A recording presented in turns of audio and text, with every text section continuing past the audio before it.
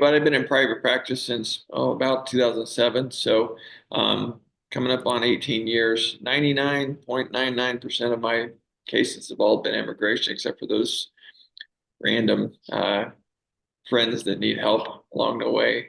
I say, well, I might be able to do something here. So, but all I do is immigration because, well, it's all I'm licensed to do in Kansas. But it works out. Somebody said in law school, get a niche and get really good at it. So I've tried to do that.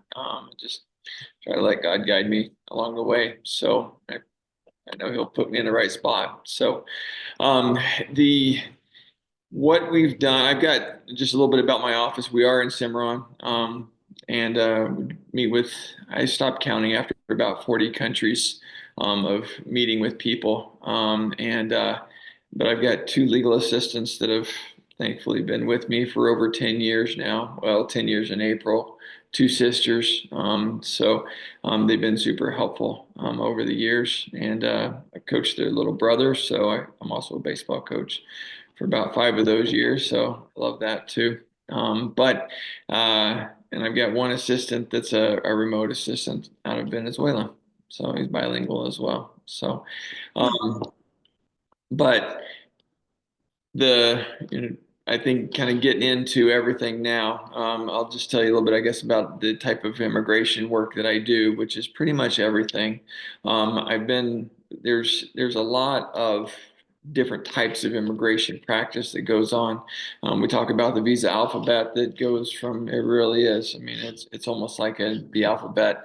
Some of it's work visas, most of it's work-related visas. There's immigrant visas, and then I'll explain more about that here in a second. Then there's other ways that people can be here in certain quasi different types of statuses, and we'll talk about that more in detail. And make sure you ask questions about that, but I'll try to cover it as I kind of explain things. My goal is to kind of educate you, kind of get a big picture about everything, but also be focused on, what definitely is the concern right now in Western Kansas. So, um, what I've done over the almost 18 years of practice is mostly focused on family-based immigration, um, and I did removal work as well, which means people being through the deportation process for up until probably about 3 years ago when I started winding down that side of my practice. It did require travel back then, but COVID kind of changed things where we were able to do a lot more video court stuff. But it is heavy emotionally and physically, just keeping track of all the different types of cases to work on. So I work with sending people to the best removal attorneys if somebody is in removal, but I still counsel a lot of people. We've had record number of consults this year. I was shooting for 400, and I think we're 430 or something like that. So had a lot of meetings this year with people. We meet predominantly with south of the border countries, but we've got a lot of Canadians that we meet with as well. But we've also gone with and a lot more, especially when we talk about certain types of waivers. I get a lot of referrals. Actually, this was the first year where we had people coming from all four corners of the nation coming to reach out to us. So kind of find some niches within the niche. So I'll tell about more about that in a second. But um, Spanish is the primary language that we come into contact if it's not English. We also have a number of Somali clients that will come in and speak with us as well. They have usually bring a bilingual person if they need it. But outside of Spanish, I would say Guatemalan dialect is the most common other kind of language that we see come in. You kind of got two main processes going on with immigration. You got an immigrant route, and then you got a non-immigrant route. And so, immigrant route is where we're trying to seek residency, trying to get green card. It's different from citizenship. People will sometimes that don't have any knowledge of immigration law will say they'll be here without legal status here, and they'll say, "I am coming to talk to you about getting citizenship." And I'm like, "Well, that's great. Let's work on getting yourself a green card first," which is another word for lawful permanent residency. Some people will reach out to me and say, I just want to get a work permit. I'm like, that's great. Now, when it comes to work permits, the big thing is we want to make sure that people are, you've got to be pursuing something else. You can't just apply for a work permit unless you're in some kind of we've got the immigrant routes, we got the non-immigrant routes, and then we got some kind of quasi status of something, and we'll talk about that weird quasi status here in a second. But immigrant routes are big understanding of it's really important for you to understand that there's a wait line for everything that you do. Now there are within the family route, there's two prongs that we go under. There's the immediate relative category, and those are, I'm going to be rattling off a lot of stuff, but it's important for you to kind of understand. Immediate relatives are three types of family members. They're U.S. citizen spouses, they are U.S. citizen children who are 21 or over filing for their parents, or they are minors where their parents are U.S. citizens, minors being 21, under 21 and unmarried. If you are an immediate relative, there is no quota cap for how many people can process every year. There's unlimited that can process. If you are not an immediate relative, but you're wanting to go through the family route, then there's something called the preference categories. There's four. And it says what types of family members there are. There's some things that I like to over explain, but in an hour, it's easy for me to talk for 3 hours if I wanted to. So we won't do that tonight. But the preference categories are important. If you look at something called the visa bulletin, it comes out from the Department of State. It says how long the lines are if you are being filed for by, say, a brother or sister that's a citizen filing for their brother or sister, or maybe say it's a permanent resident green card holder filing for their spouse or their minor children. Those are your wait times for that. The wait times is because there's a certain amount of people that can process every year. And the wait times are long. Sometimes they are very long. Brothers and sisters from Mexico are 23 years wait times. Permanent residents filing for their spouses, usually we're looking at expecting close to 4 years. Filing for those minor children, it's a very long wait time too. U.S. citizens filing for their adult children, which is always scary and sad, is we're looking at 20 plus years depending on the country. So it's extremely, and we're talking about just a short age difference between once they turn 21, or they didn't understand the consequences of getting married, and now they're boom, it changes everything. So that's the family route. So there's also or we call it immigrant route, I should say. There's also the non-immigrant route, but also within the immigrant route, there's family, but there's also employment based. Employment based is, say, a feedlot wanting to file for this worker that they really like a lot, and they want to help this guy get his green card. If there's different preference categories within the employment context as well. There are, not surprising, some of the people with exceptional abilities, super high education, they're higher preference. USCIS the laws have been created to allow those people to process quicker.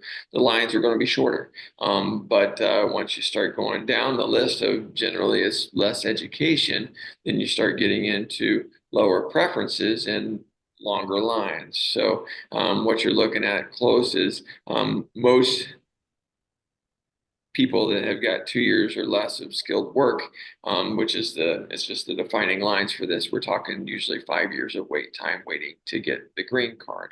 Okay, so that's employment.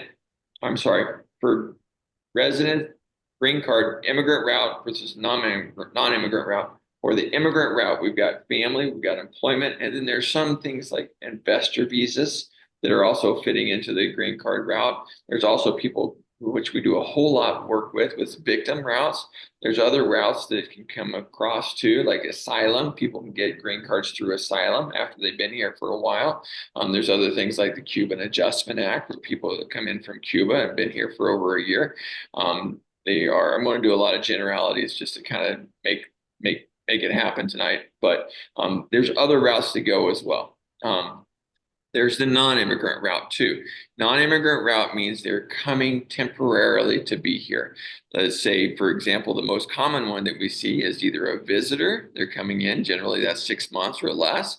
There are also the common H-2A workers, which we've seen a spike increase over the last decade drastically. And those are people that are coming to the United States to work temporarily in there's H2A or H2B. H2A is what we see the most of in Western Kansas, dealing with just ag work. And so it's great for the farming, harvest, and things like that. It's really good.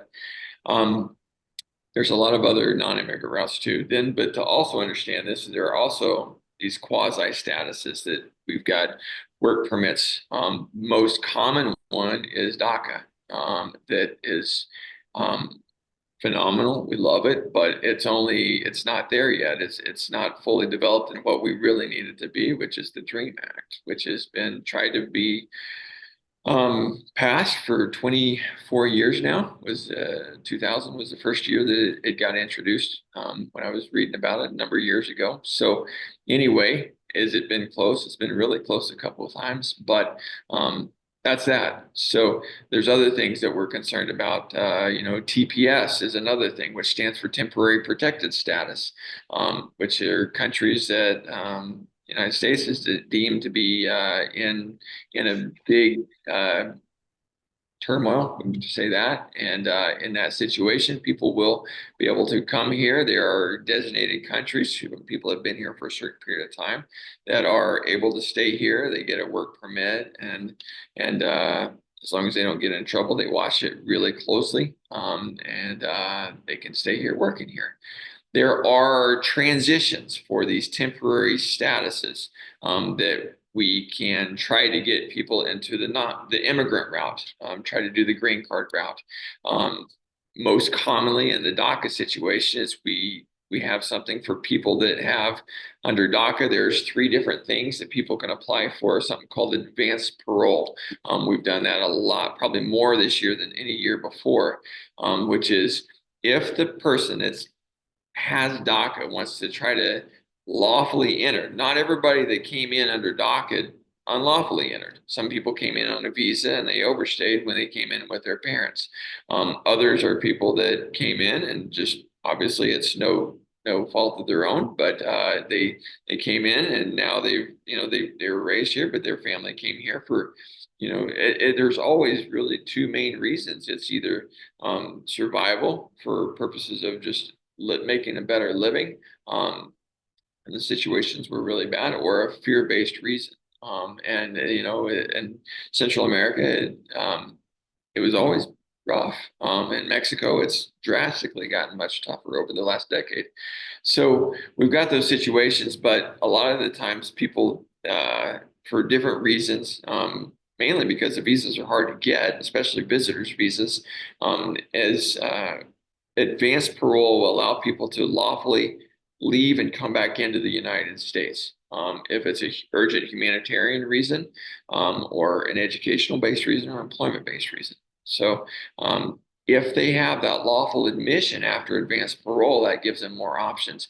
A lot of our DACA clients are married to U.S. citizens, and so it allows them to now process here. All right, one important rule for you to understand in all of this is we're going to talk about applying for stuff. Now, just so you know, work permits aren't just, you don't just apply for a work permit. You got to be knowing that you're pursuing something. And some of these quasi statuses of different, more often than not, they're usually being called deferred action, meaning we're not going to pursue anything. We're just going to let you remain here because we see value in that. Then they give work permit, TPS, DACA, are two of the main common ones. Now, all right, you will hear a lot of people say that are frustrated with the immigrant situation and say, just apply, just get in line, just like that. Well, a lot of those lines are been going longer than that person's been alive even. And so, but this is a really important rule, is that if you are here in the United States, without status and you unlawfully enter the United States, the general rule, there's always exceptions in the law, but there's very few ones in this, is that the general rule is you have to go back to your home country and do it the way that they designed it to be, where you lawfully come into the United States. So we have a lot of people that came in without status. We call it EWI, entry without inspection, which the way to fix EWI is go back to the home country and do that process to start over and apply for some visa or something. Um, now, and then the other issue is if you want to change into a visa, say change into a status, if the common one, and this is the most common scenario where we'll come into this, is we will have, we work a lot with feedlots more and more all the time, and they will come in with this special TN visa. It's through the NAFTA, initially NAFTA, but it's for professionals, 60 different professions, and they come in to work in that profession. So we have a lot of animal scientists, animal breeders, veterinarians that will come in and work at feedlots or dairies.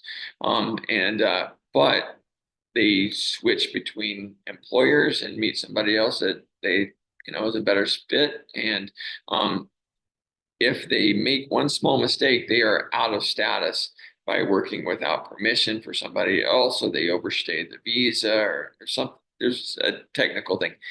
The important part is that if they violate status, they can't change status to another employer, so they got to go back to the home country and apply again. So why does any of that matter, leaving? Well, other than just kind of some of the obvious things that a lot of people understand, if you're aware of those country conditions, is if a person is over the age of 18 and they've overstayed by 6 months and they leave, it happens upon departure, they trigger a 3-year penalty from coming back to the United States. Bigger penalty than that, which is the more common one, is if somebody's been 18, turned 18, and has a year of unlawful presence in the United States, so you could be 19, you leave the United States, now you have a 10-year penalty from coming back if you overstayed by a year. Now, that is one of the most common immigration violations that we have. So what do we do about it? Well, there's some things called waivers, but waivers aren't available to everybody. So, but you have to have, if you're going through the immigrant route process, there's different waivers for non-immigrants, but for immigrants, what we have, if going through the family route or the employment route, you have to have that 10-year penalty fixed. You have to have a U.S. citizen or green card holder, spouse or parent that would have extreme hardship if you had to stay back for that 3 or 10 years. So those are waivers, and they're very helpful. Thankfully, they've got pretty high approval rates normally, statistically, but they're complex, they're expensive, and that's that.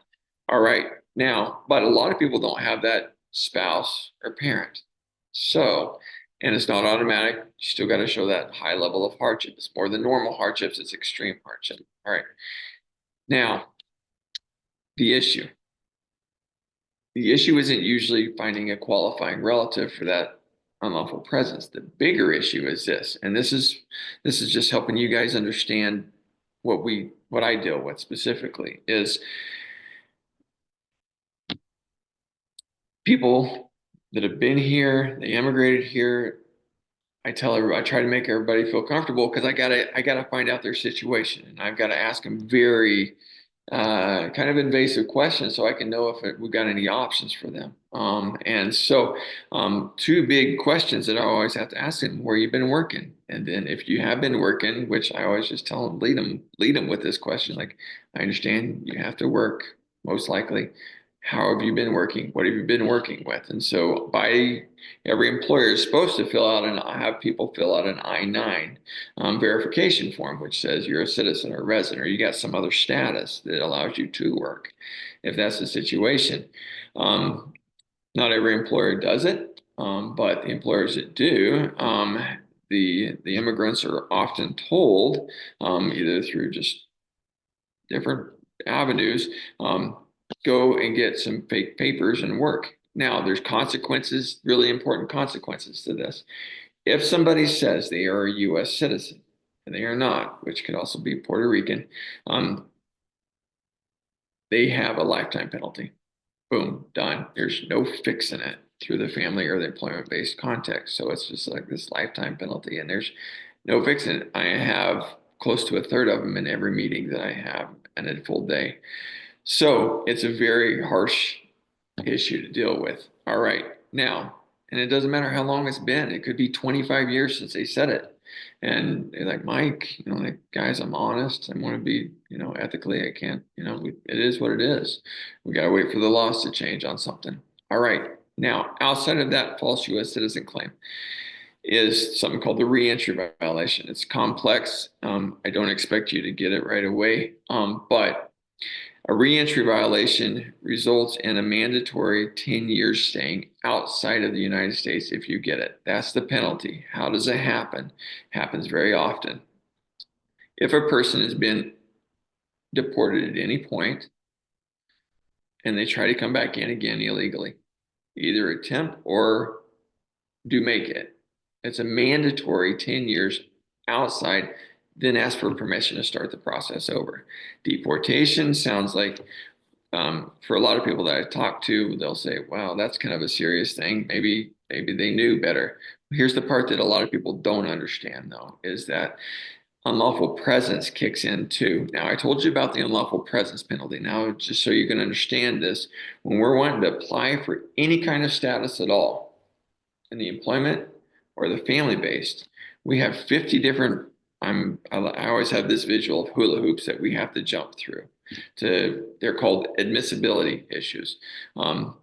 So we have 50 different inadmissibilities we have to screen for. Some of them are very kind of can be clustered together, that like 15 different terrorist related type issues, but a lot of them are not crime related necessarily. They're not terrorist related things, but just entry issues or specific immigration issues. And this reentry violation is by and far the most common devastating blow.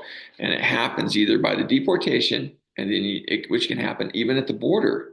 Somebody says, you got a deportation, 5-year penalty.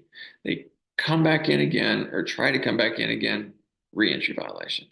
How's the other way? There's 2 ways you can have a reentry violation. The other one is a year of unlawful presence in the United States, and it can be aggregated 2 months here, 3 months here, 4 months here. But a year of unlawful presence in the United States at any age, now it doesn't matter, and then a departure, and then a reentry into the United States, mandatory 10 years outside the United States. I saw somebody that was less than 5 years old, if I remember correctly. I think that was the age this year.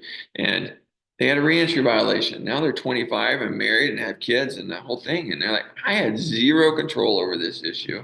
I'm like, yeah, you did. But you have a reentry violation and it really stinks. So my proposal when I was talking to some of our elected reps was, let's come up with this thing called the 245I reviving or something along those lines. 245I is a section of the law that came late 90s.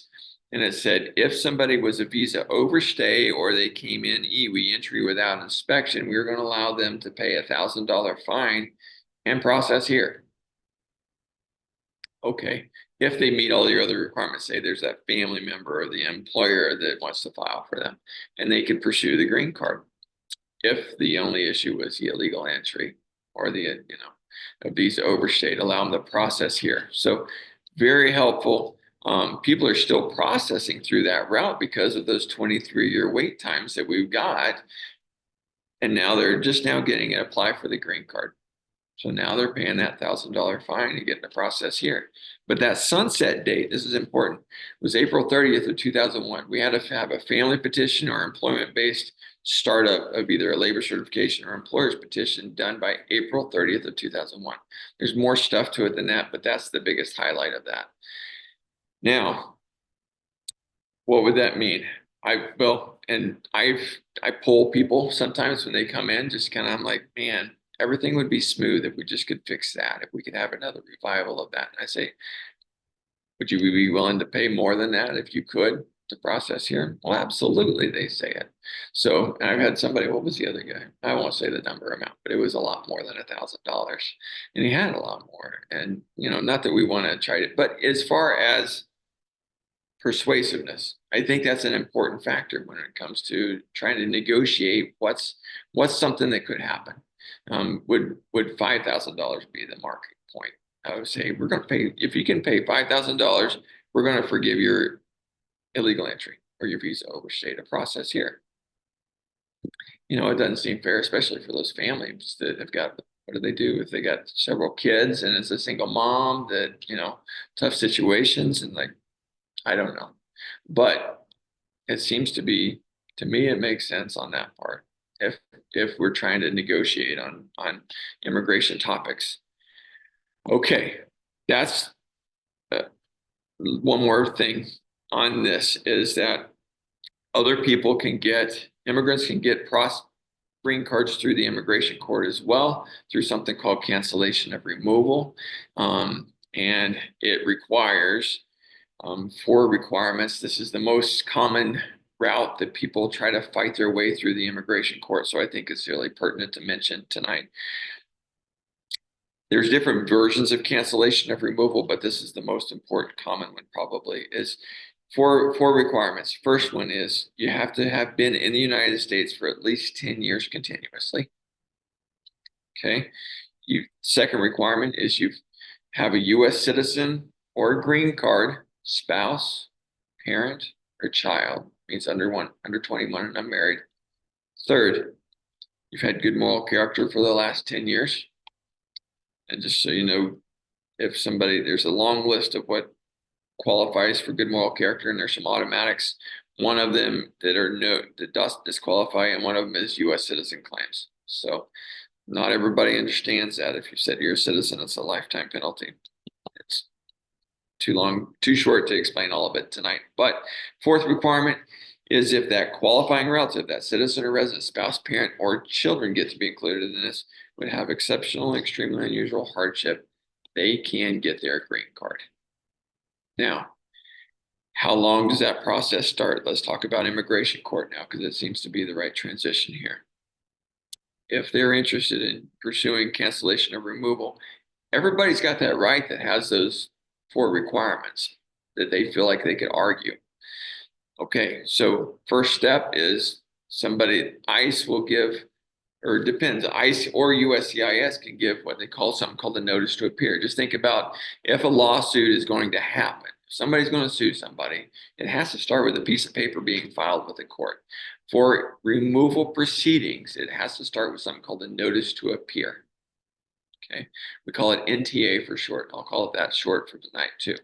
The NTA is filed with the immigration court, which notifies the immigrant that they must show up to court. Okay, on a certain time and a certain day at a certain place. Most commonly here in Kansas is going to be through the Kansas City Immigration Court. The Kansas City Immigration Court only has 3 judges with about 40, I don't know this specific number, but one of the Kansas City immigration attorneys mentioned this number the other day, 45,000 active cases. I think that probably isn't too far off. I don't know how many ICE attorneys that they have that work also on the same floor as the immigration judges in Kansas City, Missouri, but I would say there's probably close to 8, maybe, and I don't know how many support staff that they have. And those are attorneys that are prosecuting the removal of the immigrant. Okay, so let's say somebody shows up. Let's say somebody is stopped.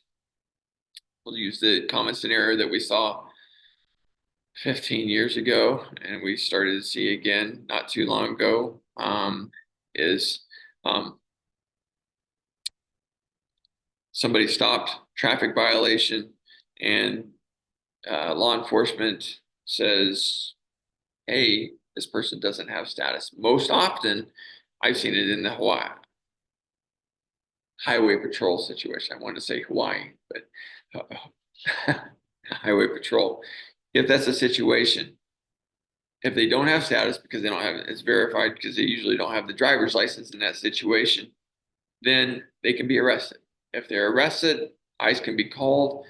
ICE can call. They can verify and start once they've taken care of the criminal fine of the no driver's license in their process with ICE and given an NTA and told to show up to court. When they get called by ICE, they need to make sure that they say, this is the most important thing that I tell everybody is say, I don't want to sign anything saying I'm going. If you don't understand what you're signing, definitely don't sign it. Don't even do it if it's in English and it's your natural language. But tell them, I don't want to leave. I want to fight my case. And that's the most important thing I tell everybody to say.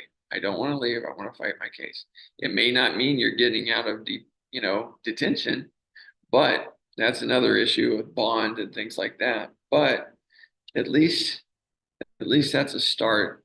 A few years ago, when we were more worried about immigration removal for all the mass groups, I started telling everybody, make sure you tell if you bump into people ICE, which could be even at the Dodge City Walmart, from what I had heard, then you tell them, I want to see the immigration judge. And I'm telling you that the process to go through removal proceedings is extremely long. I've had multiple cases go 10 years plus. So I tell them that there's a good likelihood if you think you may potentially qualify for that cancellation of removal, there's a good chance you're going to, unless you've been in trouble with um, some kind of serious criminal issue where the immigration judge says zero bond or, a crazy $50,000 bond or something like that, you're probably going to be able to just go sleep back on your pillow at some point at home. It's not going to be a quick process if you want to fight your case. You're going to be able to stay here. Most cases are going to drag out 4 or 5 years. There's multiple hearings, and usually the first one's going to be a bond. And then if they have to have a bond, if they can't pay a bond, then they can ask for reduction in bond most of the time. So those are really important things that as the big thing is mass removal. Is that even a realistic possibility? I know from working with Dodge City specifically, a lot more than most of our other counties. Had a good relationship because I had my office in Dodge for 5 years. We've got a very compassionate group of people working out there, and they they care about the people a whole lot, and the fear that that people were experiencing they don't want to have happen, and whether they're told what to do in the next month, of hey, you got to do this. I don't know. There's a lot of things we don't know, but we do know that there's only a limited amount of space. There's only a limited amount of resources. There are situations where we've heard things that, like, there's been 8 new ICE attorneys. That this is not verified at all, but just through meetings and things. 8 ICE attorneys have been hired in Kansas City. If that's the case, then that might mean, you know, anyway. And then there's a number of, like, I don't know, it would be 5 times roughly the amount of immigration attorneys in Kansas City being hired. There's big cities that have, like, out on the West Coast that have got a massive amount of immigration judges through their immigration court. Could they hire all of those new immigration judges? Sure. Are they got to be trained? They've got to be trained. They've got to have space for that. There's only 4 courtrooms in Kansas City that they could use right now. So there's just not enough space. There's not enough resources. And even if there are, I'm concerned mainly because for my immigrant clients, and the kids and the everybody that really is connected with, needing them, is the anxiety. I hate anxiety, but everybody does if you think about it. But is it a realistic possibility of a lot of these things happening, of like sending out millions of, I don't see how they can, the doesn't matter who's president, they've still got all of those rights that are in place right now. They could still pursue cancellation of removal. They still could pursue asylum. And sure, there's different restrictions that can be set on certain things, but there's only so much that can be done, in my opinion. And this is, I've seen the ebb and flow over the years, different presidents and different enforcement priorities, and there's still been the consistent of, you know, we're not going to necessarily pick on the little kids. We're not going to pick on the victims that have been, especially, we've got a lot of people that are going through U visas, special, the letter U is where it's in the law, but 30 different crimes. This is a really big one. At one point, we had probably half of my file cabinet full of U visas. So the most common one is domestic violence, but there's a lot of other um, assault related crimes that happen. And it's a awful thing. But thankfully, Congress created something that helps if that situation happened. It's not automatic, but it's usually not only one, a very high percentage chance that people will get approved, but also a good high percentage chance that as long as they haven't been doing significant criminal activity, causing harm to other people, like violent usually issues, then ICE has usually given enforcement priority, a much lower issue for people that have been involved with victim situations. Um, so the letter U is a really important, the U visa. VAWA is an important one as well. It's very related to the U visa. It's another great tool that we use. Not near as much as the U visa though.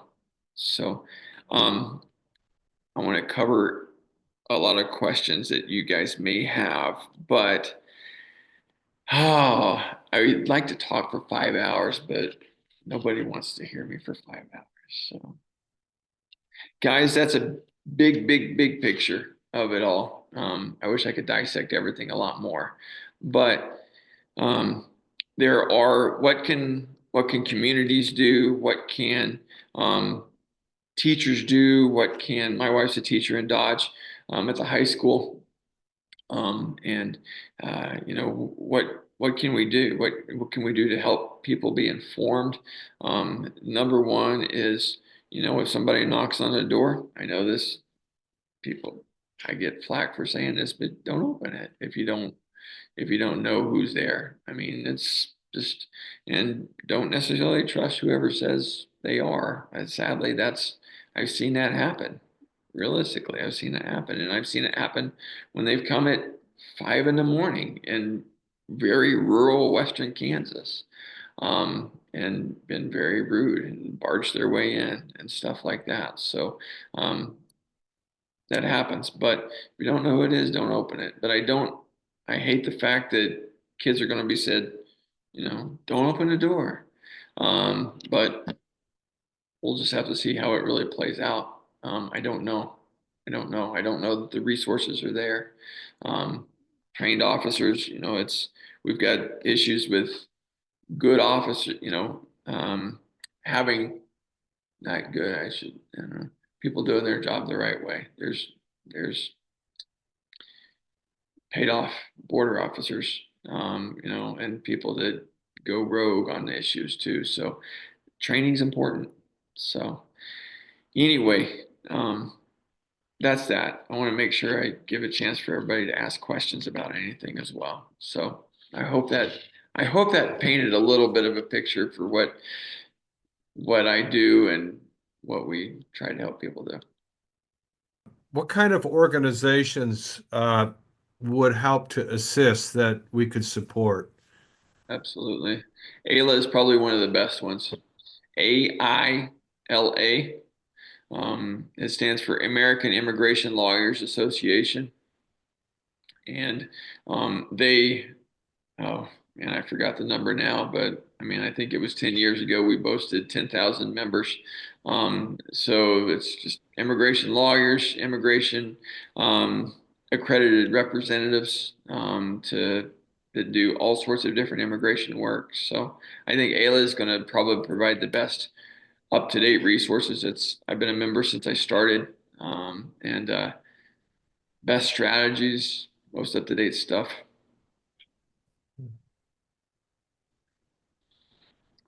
Good question, for sure. I live in Kansas City uh, half of the time, and the newspapers in Kansas City go back and forth from, there could be 1 million people deported. It might cost $1 trillion to, there's not going to be a lot of action unless people believe they're going to be deported and leave on their own. Um, who are the most vulnerable as far as uh, the people? What happens if, like in Emporia, where they shut down an entire uh, industry and a packing plant? Um, those people are going to be unemployed. Um, does that quadruple their vulnerability? It sure, I mean, it's gotta do something there, and thankfully we didn't have it goes in spurts. It seems to go in cycles when those raids would happen. But I would say they're definitely, I mean, anybody that's in a large group, I mean, it's the whatever people kind of it's not funny at all. But when there's a rumor that ISIS showed up, then national beef and Cargill shut down. That's just uh, that's been the numbers of how many people don't have status figured out yet that are working at the plants. I asked the people there just because I'm interested in thinking, seeing what they say, and they think it's close to 50%. So is it if somebody is on the mission of, hey, let's catch the most amount of potential individuals that don't have status, seems like the larger employers would have that issue. Um, they're really working hard on I-9 compliance, but that only covers so much, with that. So those are the bigger situations. I would say those are the most vulnerable in that part of, who's going to have the most likelihood of being knocked on the door, or employers that aren't doing what they should be doing anyway of taking care of their workers. That happens sometimes too. So I hear some pretty egregious situations for employers taking advantage of construction type situations that are, work for a week or two and then I'll pay you, and then they don't, and anyway. So I just get a sniff of that they think that's a great place to go for whatever reason. So Connie, anyway, I have a question. yeah, So, and obviously in your practice, you're at a very granular level on case by case. Um, since none of us really know exactly what the administration is going to try, it seems likely that they'll try to do something that is rather chaotic and painful to a lot of people just for whatever it's worth. What what could citizens best do now just to help for some amount of humaneness ability to be reacting more at a kind of an event scale as opposed to all of the details of each individual case? yeah. I think, if you just kind of look at it in a general sense, when something's stressful, just knowing that you've got a friend is probably the best thing. I think as far as communities going, there's not a lot that we could probably, other than talking to, say, maybe law enforcement, getting a good pulse on how they're feeling about anything, just to kind of keep the vibes of the city, how it's going to feel. But um, I think that, a lot of church organizations will do this, I see, but also if there's this school, I think is the second best place, most popular as far as just the migrant councils, or if you've got whatever the best resource is for the immigrant community to connect with, I would say let's do a host and just let everybody know, say, hey, we don't know what to expect, but if you do have concerns, if something gets scary, if you've got kids, we want you to come to us. We want to help strategize with whatever we can do to help you out. And just we don't know what that'll be like, what it'll look like. But I think just, a lot of the people that are in those scared moments right now don't even know where to turn. So, if they have something to say, hey, so and so says that they're willing to help us with whatever they can do. If it's connecting with, a nonprofit agency and or doing a lot of people in years past have said we're going to work on getting those guardianships connected for the parenting plan, whatever. I don't practice family law very much at all, actually, but whatever would be able to take care of the kids. A lot of single parent homes.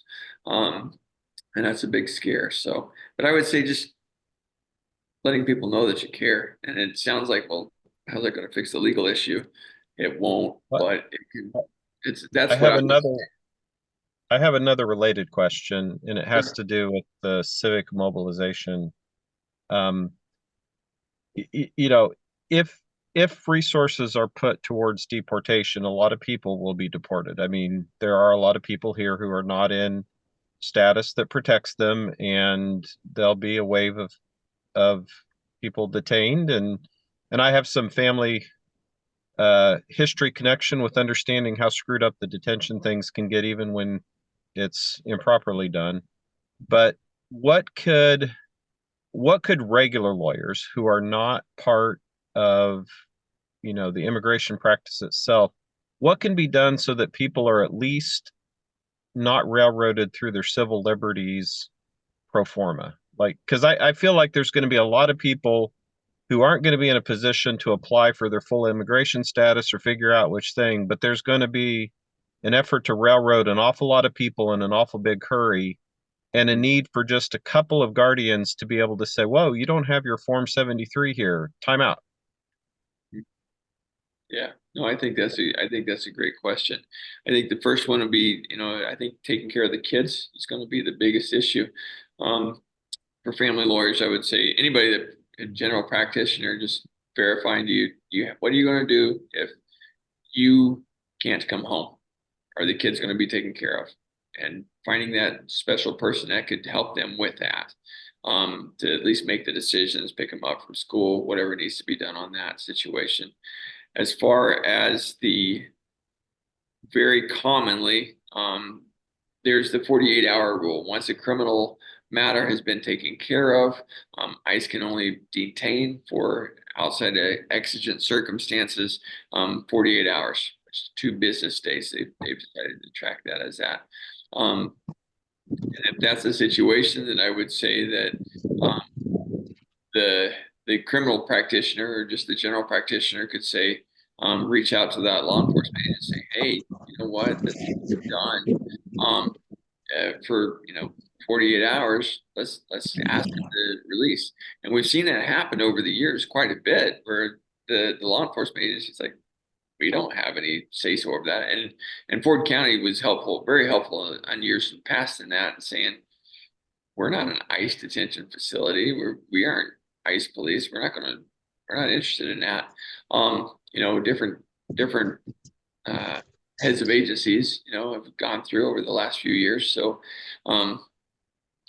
but I would say just prodding that has that 48-hour rule been met, and are they still being detained?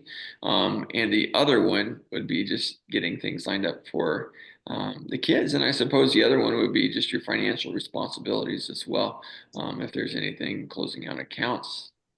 Mr. Feltman, I have a quick question. I don't. You're probably familiar with the ILRC, Immigration Legal Resource Center. I'm sure Absolutely.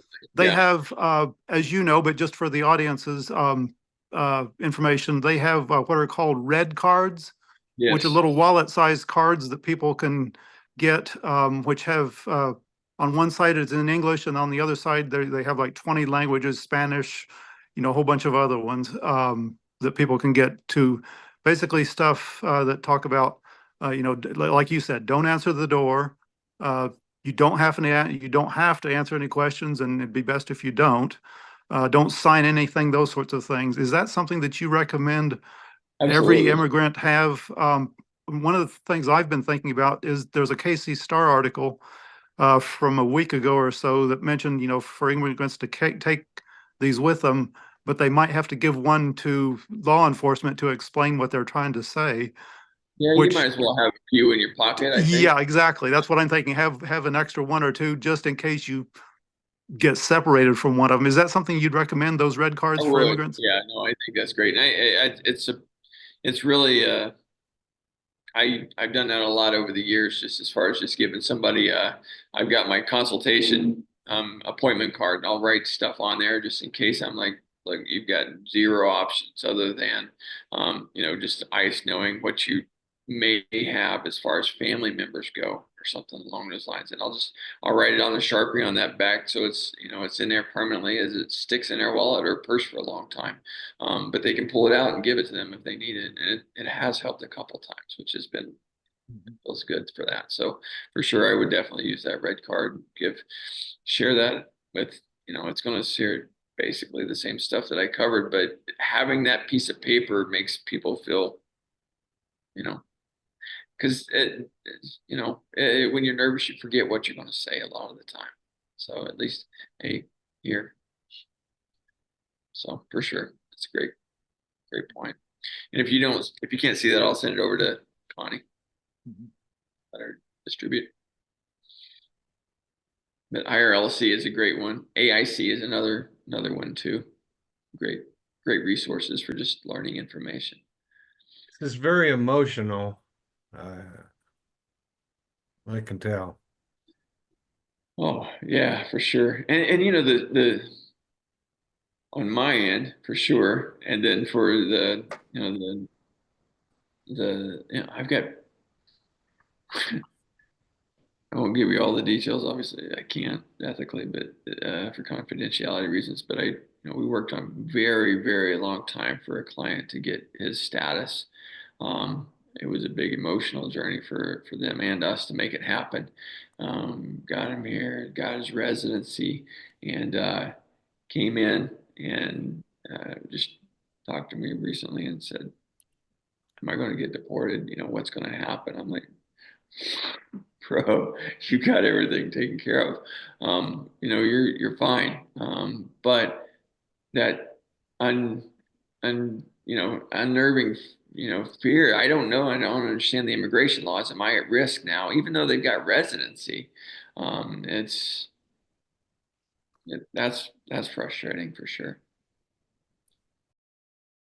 What is the status of DACA right now? Yeah, right now, I think that if you want to renew a little earlier, I think it's a great idea. I think that normally we've seen renewals. They're 2-year increments right now, and we usually tell everybody 3 to 4 months early to renew it. You can renew it up to 6 months early, but I would probably shy closer to the 4-month mark. And as far as legally taking it away, President Trump attempted to do that and it got shut down at the Supreme Court for not following certain procedures to make it happen correctly. And there's the talk of it taken away again and concern for sure about it being taken away again. Could it, if he had the legal team to follow the P's and Q's for everything to happen this way, he could try to make it happen. I don't know what the chances of it are. I think that there's a lot of people that even more now would say that don't take it away. That doesn't make sense. Another question is, you should have a driver's license that's valid. Yeah. And have your car license plate up to date. And there are ways to do that without putting you at risk. Let me say this first, because I want to make sure I cover this. The biggest reason that over the years that I've seen people placed in removal proceedings is a traffic violation, and it's not always speeding. It's usually a bad turn signal, which you can't, as far as the community trying to help the immigrant community out, you can't whatever, if you wanted to give driver license tips for things, but if you know and see somebody that you know is an immigrant family that you know may not have this issue, make sure their blinkers are working, make sure there's not a cracked tail light. That's the most common issue is some traffic violation that happens. So make sure you're driving under the speed limit. Make sure you got drivers, the ticket, turn signals and everything working functionally great on the car. And I think that would help a lot. As far as people not having driver's license, and I want to make sure I'm answering your question, Connie.